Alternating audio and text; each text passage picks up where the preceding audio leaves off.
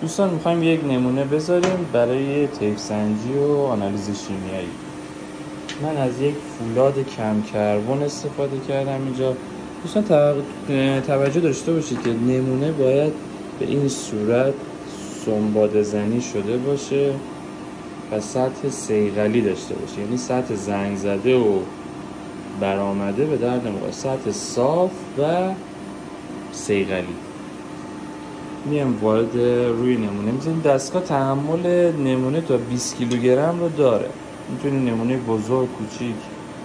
این فلز رو من دوستان برای این میذارم که اتصال الکترودم برسه. این اتصال خورده کوتاهه، برای همون اینو استفاده میکنم روی دستگاه. خب این دستگاه به سیستممون متصل هستش.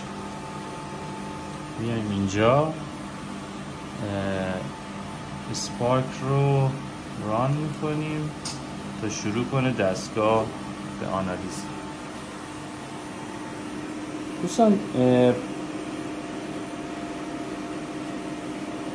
سیستم خود پاک شونده داره این دستگاه، یعنی فقط زمانی که داره اندازه گیری میکنه از گاز آرگون استفاده میکنه داخل اون محفظه احتراق جرقه بسپاری میکنه.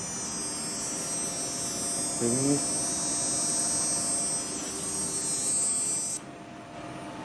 خب نتیجه رو میایم اینجا با هم دیگه میخونیم. فولاد کم کربن 17% کربنمون رو داره نشون میده. سیلیسیوم 243,000، منگنیز 498,000، فسفر و گوگردمون هم به همون ترتیب میاد تا پایین